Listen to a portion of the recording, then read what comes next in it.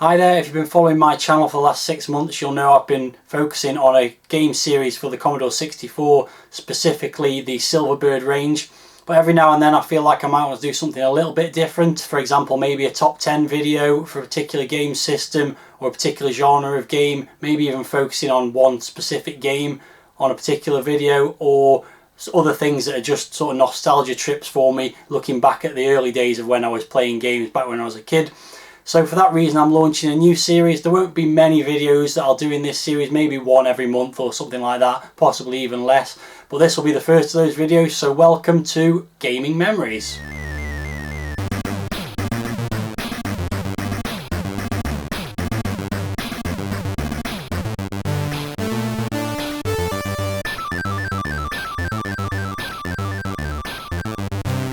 So for this first edition of Gaming Memories, I'm sticking with the trusty Commodore 64, and I'm going to look at some games that I created 30 years ago using Shoot 'em Up Construction Kit. Now, for those of you that don't know about Shoot 'em Up Construction Kit, it was released in 1987 by Sensible Software, and as the name suggests, it allowed you to create your own shoot 'em up games, and it was actually quite a powerful tool with a lot of options to allow you to create different kinds of shoot 'em up games. You could create scrolling games, either continuously scrolling or push scrolling. You could also create static screen games. It gave you the ability to create your own sprites, your own sound effects, a title screen, backgrounds, design your own levels. So it was quite a versatile and powerful game, considering it only cost about £10. And if you weren't able to actually do programming yourself, it gave you a way to flex your creative muscles without having to invest too much time in coding. You could just get on with the fun parts, if you like, the design of graphics and sound effects and things like that. So back in 1990, my then 14-year-old self made a lot of games with the Shoot 'em Up Construction Kit, and luckily I managed to keep them all, and I've still got the discs here. As you can see, it says Shoot 'em Up Construction Kit files, or SEUCK, however you pronounce it. Files do not overwrite, and luckily I didn't overwrite them. And back in 2008 I was at a gaming event called Retro Fusion, and I met Andrew Fisher, who's quite well known in the retro gaming community, also known as Merman. He wrote for Commodore Force back in the day and also writes for Retro Gamer magazine amongst others. And Andrew, I gave him the discs and he turned them into emulator files, D64 files, which are playable on any Commodore 64 emulator. And he also put them on his website, the SEUCK Vault, and I'll put a link to that page in the description of this video. So what I've decided to do in this video is actually play a couple of those games. Now, I haven't really played them for 30 years. I've played them a little bit on and off just to show them to other people, but I've never really played them properly or given them any kind of critique. So I'm going to go back and look at these games from 1990, play through them and give my thoughts on them 30 years on. See how I feel about the games that I did all those years ago. So there's 5 games in total. I'm not going to do them all in one video. I'm just going to do 2, and I think I'm going to play them roughly chronologically in the order that I made them back in the day from my own memories. There were other games that I made that I never completed, or games that have been lost to the mists of time on faulty discs, unfortunately. But these 5, thankfully, thanks to Andrew, are available for anyone to play. The first 2 games we're going to take a look at are Star Force, which has got nothing to do with the arcade game of the same name. I just happened to come up with the name of it. And also a game called Rescue Mission. So I'm going to load them up on my Commodore 64 using a memory card reader and play them. So let's take a look now. Okay, here we are then, and my 5 games have been turned into D64 emulator files, and I'm going to load them onto my Commodore 64 using an SD to IEC card reader. Which it emulates a disk drive effectively. So a little tip for you if you want to play these games, usually with the SD card reader software, you can just load a program file. So I'm going to go to Star Force, which is the first game I'm going to look at in this video. So usually you can just go to one of the program files, use the fire button to execute it, and it will load it into memory. But that doesn't work with a Shoot 'em Up Construction Kit saved file. So if I press this now, you'll see that, and effectively the loader has crashed. So I'll start it back up and show you the way that you do load these D64 files when it's a Shoot 'em Up Construction Kit game. Okay, so I'm back in my Cornsoft folder on the SD card. Let's go back to the Star Force disk file. You can also see one of the other games in there. I think that's just what happened when the disc was turned into an emulator image. But this method that I'm about to go through now will just load the first game on the disc as the computer sees it. So what we're going to do is quit the file browser and then do load asterisk comma 8 comma 1, and that will load Star Force as though it was a disc. Hopefully, there we go, and it's loading now. So that's the way to do it if you want to play these D64 shoot 'em up construction kit files. I think what it does is it loads the first file, which then chains and loads the second file. So you need to try and load the two program files together rather than just one. So the game's loaded, and as you can see there, here's the title screen. Very straightforward stuff. You couldn't do a lot with the title screens on shoot 'em up construction kit. You could basically just create your own fonts to do the titles in and put some text on a screen and choose the colours that cycle around. You can see I've chosen an appropriate silvery sort of colour. So you can see the title there, Star Force by me. Port 1 for the X-Fighter, port 2 for the Tron X10. So I've come up with two different ship names there. Press fire to start, and it's also got the copyright Cornsoft 1990 at the bottom there. The font, which I created, seems to have been appropriated slightly, or certainly influenced by a certain sci-fi franchise, at least where the S and the T are concerned. You can see at the top there, and also where it says press fire to start, the S and the T are joined together like that famous franchise. So let's get on with the game. I've got the joystick plugged in port 2 for the Tron X10, so we'll take a look at that first. And my plan is, when I'm close to running out of lives, I'm going to pause the game and then switch over to the other one, the X-Fighter, and try and get as far through the game as possible. So let's get going. So you can see it's a pretty straightforward scrolling space shoot 'em up with enemies arriving. I've drawn some little buildings on the surface of some space station here. We've got ground-based targets and also flying things, and the first thing I can say is it's very hard to shoot anything at the moment. I think that's actually the first thing I've shot. So my little fighter is like a little grey fighter with a cockpit, and it's shooting a couple of lasers, but they don't go very far up the screen, so you've got to get quite close to things to shoot them, and I'm really struggling to actually destroy anything. There we go. So I've already finished level 1 whilst talking, so very short first level, and now that's level 2 over already, and this is the first end of level boss, which you can see is some kind of thing with kind of tentacles on the side of its head firing at me. So I've got to sort of dodge in and shoot at it. There goes my first life. And I've gone on to level 3 now, because one of the problems with shoot 'em up construction kit was that you didn't have to complete a level by killing a boss. It just eventually would go on to the next level. You just had sort of time limit for the end of the stage. So wow, this is stage 3 over already, and I'm facing another boss which is like a tennis ball rolling around firing at me. So yeah, clearly when I did this game, I didn't spend a lot of time designing long levels. This is really hard to destroy. And there we go, I'm now on level 4, and bit similar to the second level, but more of an icy sort of theme to it, it looks like. You've got these enemies that leave a trail behind, which is kind of interesting. I think you can see an obvious influence of game like R-Type in some of the baddies. So now I've got another end of level boss that is a green version of the thing that I killed or tried to kill on the second level that was red on that level. Yeah, I just can't destroy this. Oh, there we go, I destroyed it. So there we go, I finally killed an end of level boss and made it all the way to level 4 so far. On to level 5, and you can see a bit of slowdown as too many sprites are on the screen. That's another failing of shoot 'em up construction kit. Flickering all over the place now. I've just destroyed nothing on this level so far. I think the level scrolls too fast, and the enemies are too hard to destroy, it seems. The firepower of this ship is pretty pathetic. So I think I'm going to actually switch to the other one and see how that one plays before I run out of levels, because this is going so quickly. I'm wondering, yeah, that's the end of another stage. So let's just pause it for a second. I'm going to switch over to the other joystick port.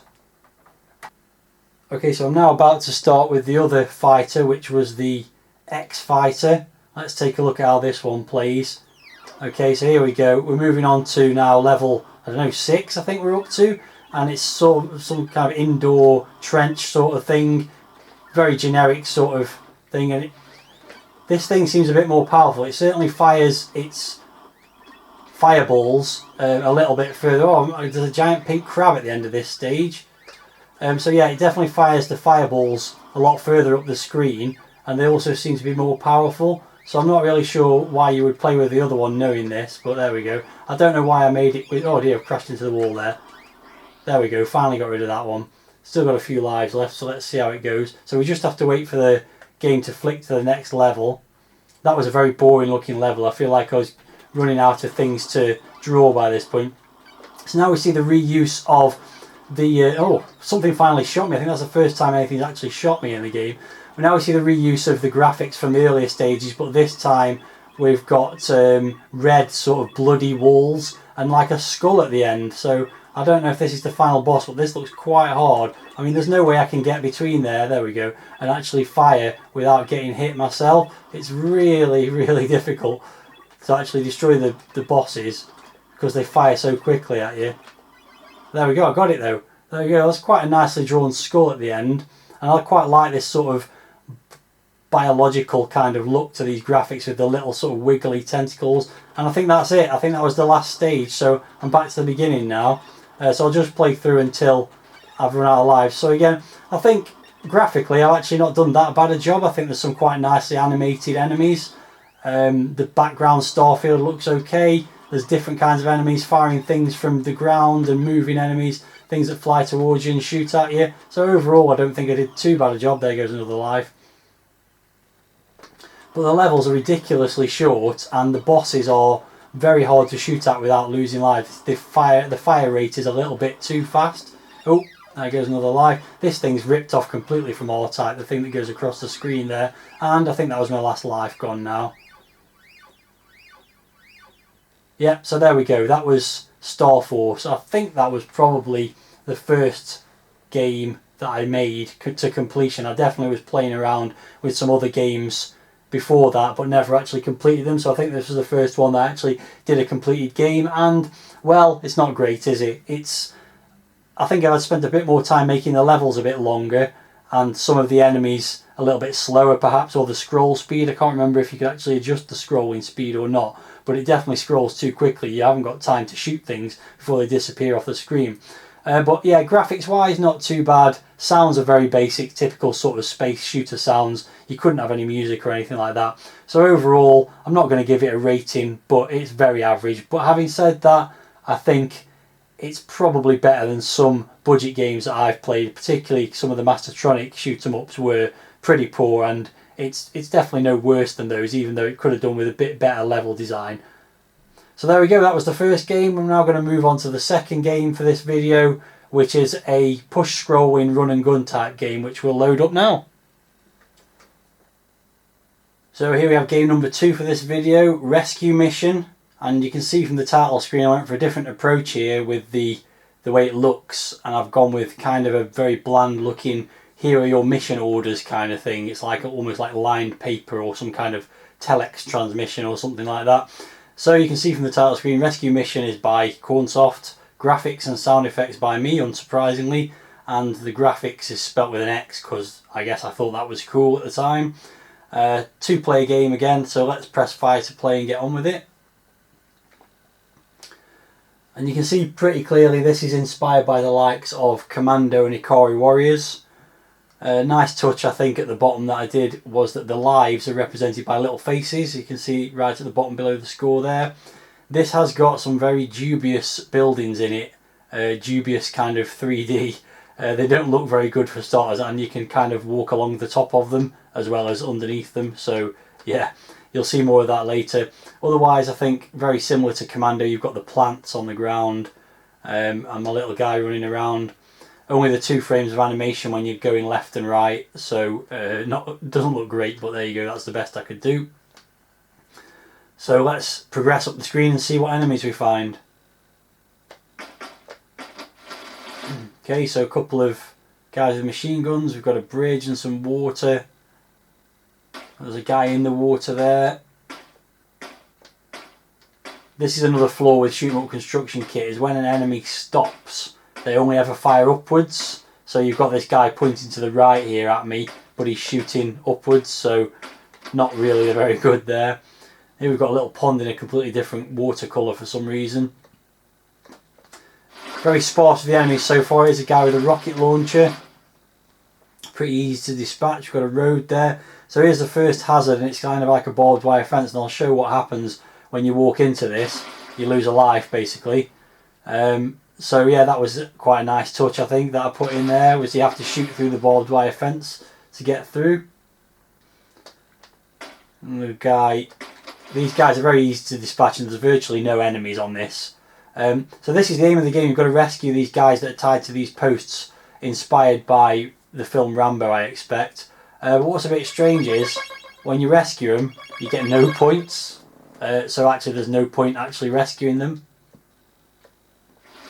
Oh, there's a helicopter.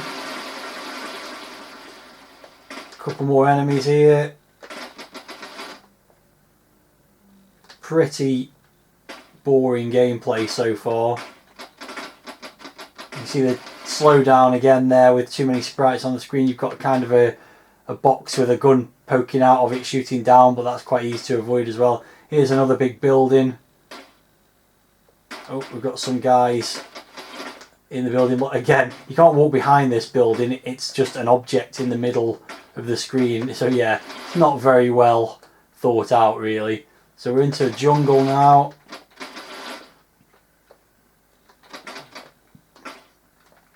Can't get around that tree there, so I'll just avoid those enemies and move on.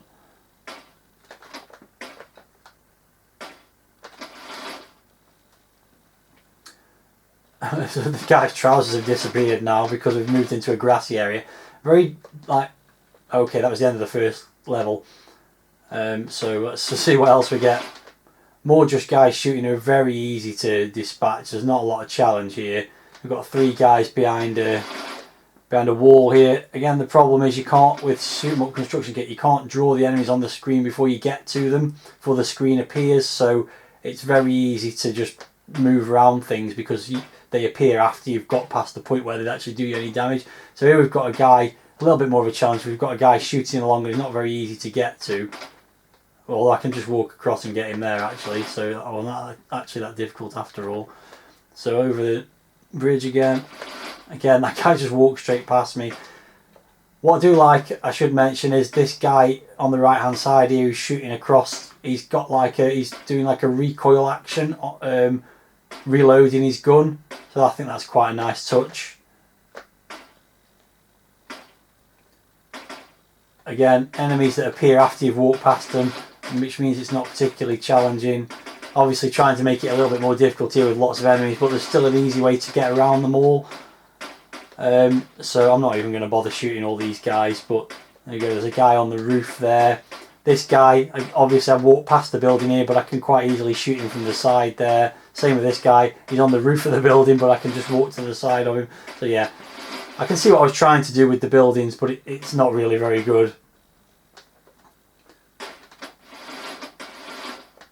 couple more barbed wires to shoot through here. It's pretty boring stuff.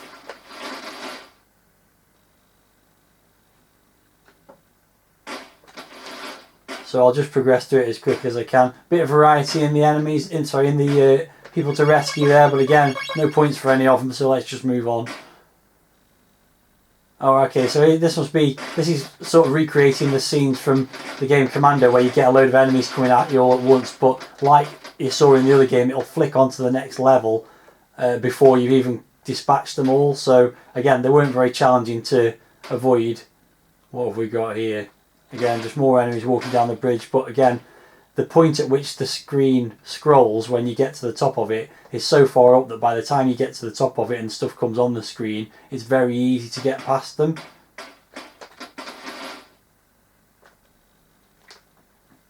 This looks like it was designed to make it a little bit more challenging with enemies appearing at the other end to shoot at you, but again, you can just walk up there and shoot them. It's really very easy. What have we got here? Oh, minefield, okay. So that's quite clever. quite a nice idea, except again, by the time you get to the point where the screen scrolls and the stuff comes on the screen, you've already walked past all the mines. But let's walk on one just for the sake of it. There we go, a mine blew up and it got me.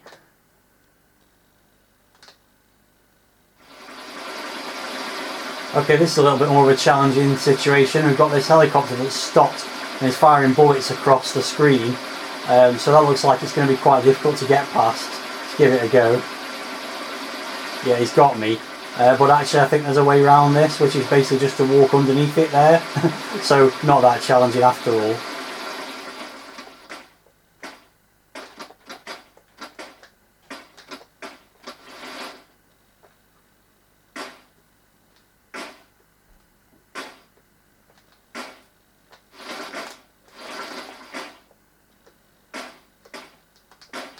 So as I'm down to my last life, I'm going to go and switch to the second player just in case things do get a little bit more difficult, though it doesn't really look like it's going to.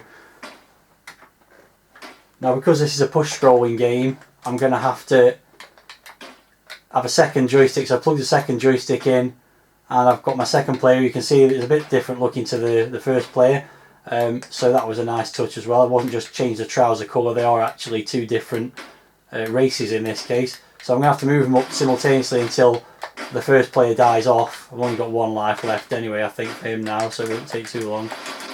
Again, that was the end of another stage, and it just doesn't wait long enough before it progresses to the next stage. So let's just move up.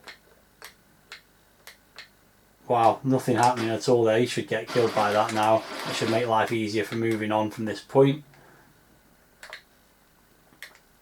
Oh. Okay, that was a little bit more challenging, but not much. I still managed to get past it all.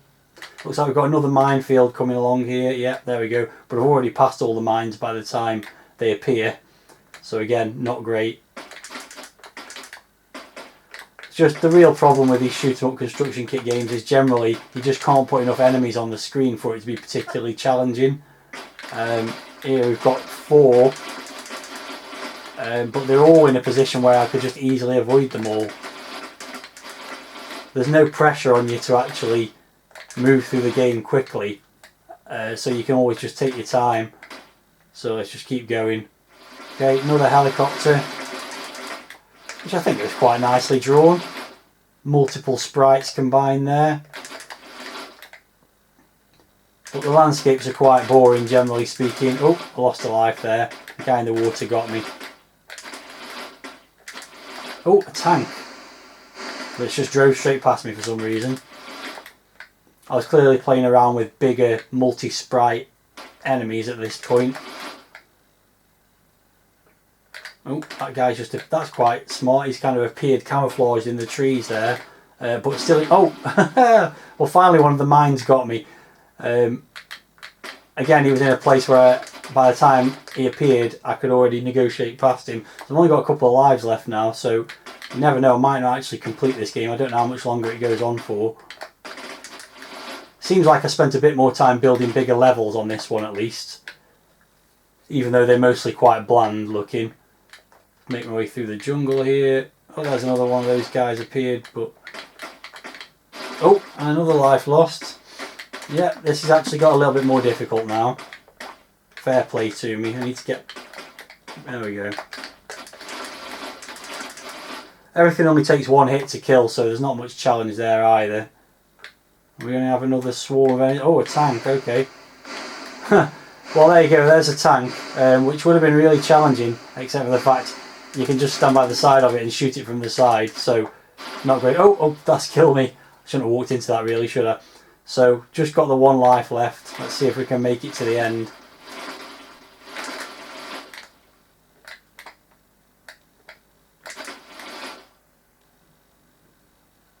Oh, that's a big army of guys. This will slow down like crazy. But again, they're all just walking past and I can just pick them off from behind. And I've reached the end of that stage. And that's it. That was the end of the game. I managed to get to the end with just one life remaining. So as you can see, I've put in a little well done section. You can just walk through the forest here. And that's it. That's the end of it. And it'll go back to the beginning in a second, I would presume.